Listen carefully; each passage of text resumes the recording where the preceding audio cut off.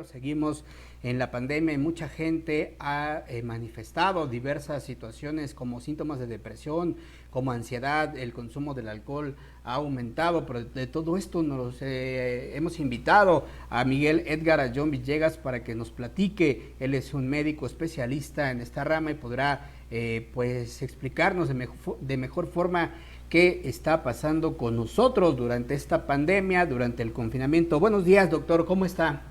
Hola, buenos días, ¿cómo están? ¿Sí me escuchan? Claro que sí, estamos en línea para Contrastes TV. Muchas gracias, doctor. Platíquenos. A mucha gente que estamos en confinamiento, de pronto hemos experimentado condiciones que no conocíamos por el hecho del encierro, situaciones de depresión, por ejemplo. ¿Cuáles son la sintomatología? ¿Qué señales podemos encontrar que debemos de tomar en cuenta ante el encierro del confinamiento, doctor? Hola, ¿cómo están? Primero, gracias por la oportunidad. Y sí, fíjate que es un tema que poco se habla, ¿verdad? Es un tema que poco se trata, pero sí, el tema de ansiedad, depresión es un tema que viene a la alza, ¿no? Si bien en los últimos 10 años en Puebla ha habido un 75% de aumento en los casos de ansiedad y depresión, en los pacientes que normalmente tenían depresión incrementaron en un 30% su sintomatología a depresión más severa. Entonces, el punto es que creo que no nos podemos ir acostumbrando a cuando una persona atenta contra su vida. Y ahorita en COVID, bueno, pues imagínate, ¿no? El hecho de estar confinado, el hecho de estar encerrado, el hecho de no tener actividades, de no tener trabajo y de toda esa gama, pues se considera que para el 2030, la Organización Mundial de la Salud considera que México va a ser uno de los países que va a tener como primer lugar las enfermedades mentales. Entonces, es un tema que tenemos que tener muy en cuenta. Doctor, le pregunto el tema del alcoholismo. Mucha gente, al estar encerrado, pues dejó la vida social. Mucha gente convivía con amigos, con familiares, iba a fiestas, acudía a comer a restaurantes, iba a centros de diversión. Cuando cierran todos estos negocios, pues no se va el gusto por el alcohol. Mucha gente sigue teniendo la necesidad de consumo de bebidas embriagantes. ¿Qué pasó con esas personas y otras que no consumían, que conocemos, que encontraron en el alcoholismo o en el alcohol una forma de distraerse ante el confinamiento? ¿Cómo se ha manifestado esta tendencia? ¿Qué números sabemos del consumo del alcohol durante esta pandemia de COVID? Fíjate que sí es interesante porque en las encuestas nacionales de psiquiatría indican que un 30% de los pacientes que están confinados aumentaron el alcoholismo, ¿no? Y no digamos también muy relacionado con la violencia intrafamiliar. Si bien pues son temas que son peligrosos, ¿verdad? Pero que sin embargo van en aumento, ¿no? Van en aumento, es un ciclo, ¿no? Es una situación de tristeza, de melancolía, que logran tener un desfogue en el alcoholismo, ¿verdad? Y del alcoholismo puedes pasar a la situación de la violencia. Entonces, son temas interesantes y temas que creo que debemos de estar alertas, ¿no? Si bien fíjate que existe el 911, te ayudan, etcétera, pero creo que tenemos que tener una comunicación más abierta con la ciudadanía y explicarles que los temas de ansiedad y depresión son reales y decirles, así como cuando nos explicaron qué síntomas son los del COVID, creo que tenemos que hacer una campaña muy precisa y muy específica para que los poblanos identifiquen cuáles son los síntomas principales de ansiedad y de depresión, ¿no? La tristeza, la melancolía, la pérdida de, de la alegría, ¿no?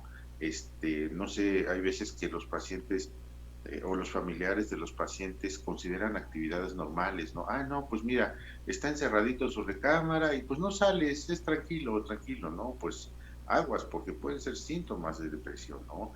Los jóvenes, apenas salió una encuesta una encuesta nacional que se hizo en Puebla y Tlaxcala, en donde dice que los niños, 8 de 10 niños, tienen por lo menos dos síntomas de depresión y uno de ellos se manifiesta porque no salen del celular, por ejemplo, ¿no? El hecho de estar viendo noticias que te deprimen. Estas noticias, por ejemplo, del COVID, son noticias que van deprimiendo también tanto a las personas como incluso a los jóvenes. Entonces, es un tema que creo que tenemos que irlo considerando porque en los últimos 20, 30 años no ha habido un cambio en la política de salud mental, no se ha incorporado la salud mental a la atención primaria de la salud y no digamos la salud mental como una prevención y un tratamiento en los pacientes hospitalizados. Doctor, le pregunto, ¿cómo podemos nosotros autoevaluarnos? ¿Cómo? ¿Y cómo podemos ayudar a las personas que tenemos a distancia? Hay mucha gente que vive sola, hay mucha gente que de por sí estaba alejada o aislada. ¿Y qué recomendaciones, qué podemos hacer en casa? Primero, para autoevaluarnos y segundo, qué actividades podemos hacer, leer. Como dice usted, ya muchos niños están prácticamente pegados a los aparatos como teléfonos celulares, tabletas, a las consolas de videojuegos. En el caso de los adultos le pregunto, doctor, ¿qué podemos hacer para distraernos y mantener una salud sana mentalmente? Porque el COVID, como bien lo ha explicado usted, no solamente es un problema de carácter de salud física, también es un problema de salud mental, doctor. Sí, así es. Fíjate que sí es importante, ¿no? Sí es interesante saber síntomas de esta naturaleza. Como te vuelvo a repetir, la pérdida del interés por actividades cotidianas, el hecho de incluso de, ¿sabes qué? Hoy no me baño, ni mañana, ni pasado, estoy encerrado, estoy mucho tiempo en la cama, no tienes una actividad formal, ¿no? En donde tu actividad cerebral esté en activo, ¿no? Porque muchas veces la ansiedad se provoca precisamente por eso, por no tener ciertas actividades cotidianas que normalmente hacemos, tener la mente ocupada, eso es fundamental, tener la mente ocupada. Por eso el hecho de cuando una persona pierde su trabajo y está en casa, ¿te imaginas cómo se va generando la ansiedad, cómo se va generando el enojo, la frustración, cosas así que van aumentando y todos estos síntomas van aumentando al punto en que pierden el interés por la vida cotidiana, y pierden el interés por la vida, pierden el interés por seguir adelante, por cuestiones de ese tipo y los pensamientos suicidas también. Como dice un psicólogo, bueno, pues yo creo que primero hay que ir apuntando estos síntomas y si son frecuentes, entonces sí hay que ocuparnos de estos síntomas. No podemos familiarizarnos ni con pacientes que tengan agresividad, que estén enojados todo el tiempo, que por cualquier cosita estallen. Imagínate la dinámica familiar, ¿no? Entonces, creo que tenemos que realizar una campaña permanente en tiempos de COVID para que las familias puedan ir identificando síntomas de probables datos de ansiedad y más los datos de depresión con severidad. Creo que tenemos que ir aumentando y platicando con los especialistas junto con el gobierno de la modificación de la salud mental y la aplicación de la salud mental en la medicina de primer nivel. Los pacientes tienen que tener acceso a psicólogos, a tanatólogos. ¿Te imaginas todas las familias que perdieron un ser querido? No han sido manejadas, ¿no? O sea, ¿por qué? Pues porque en primer lugar el acceso es difícil. Es difícil encontrar un tanatólogo, por ejemplo, ¿no? O un tanatólogo que sí sea, que tenga las condiciones específicas, la preparación adecuada, que esté debidamente profesionalizado. Son muchos temas los que abordan alrededor, ¿no? Entonces, creo que también el gobierno debe de preocuparse por la ciudadanía en esta circunstancia y de acercar este tipo de especialistas a las personas y a las familias. Necesitamos hacer investigación y por eso pues también el llamado a las universidades de decir, bueno, ayúdenos, ¿no? Porque las universidades bien pueden hacer estudios de investigación, estudios de epidemiología, análisis de la información, análisis de los pacientes, ¿no? Y por ahí también nos metemos incluso al uso de medicamentos, qué tipo de medicamentos tenemos y que no han sido revalorados. Hay medicamentos de nueva generación en donde pudieran ayudar a las personas Doctor, sin tener que tenerlas acostadas durmiendo todo el día, ¿no? Así Entonces es. es un tema interesante, la verdad, tema que queda para mucho. Claro, doctor, le pregunto, dice María Gaby, una de la gente que nos ve y que participa constantemente, dice, pregunta para el doctor, ¿cómo hacer para no caer en desesperación al no encontrar trabajo? En mi caso me desespero y entra la necesidad de comer mucho. ¿Cómo puedo controlar eso? Pregunta M. a Gaby. Mira, yo creo que de primera instancia, creo que tienen que buscar ayuda. La ayuda gratuita y efectiva está en el 911. Tú hablas al 911 y sí te contestan y le dices, oye, ¿sabes qué? Necesito hablar con una persona, un psicólogo, para que me vea y me trate, ¿no? Creo que sí es importante que las personas vayan conociendo esta situación. Ese dato, pues sí, es ansiedad, claro que sí es ansiedad, ¿no? Y creo que lo tiene que identificar, primero identificar. O sea, esta cuestión de la ansiedad y depresión, primero hay que identificarla y no hay que acostumbrarse a ella. Dos, tenemos que ir trabajando, ¿no? Los pacientes tienen que ir trabajando.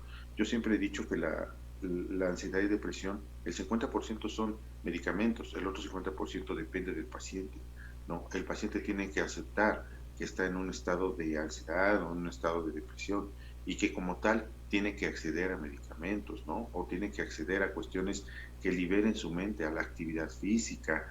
Es necesario que utilicemos nuestros parques y jardines. Apenas me topé con un parque acá en San Isidro Castillotla, que está cerrado, está enmallado, no hay acceso para las familias de 4 colonias. Entonces creo que es importante que toquemos ese tema. Tienen que hacer ejercicio, el ejercicio es lo fundamental para tratar este tipo de situaciones, ¿eh?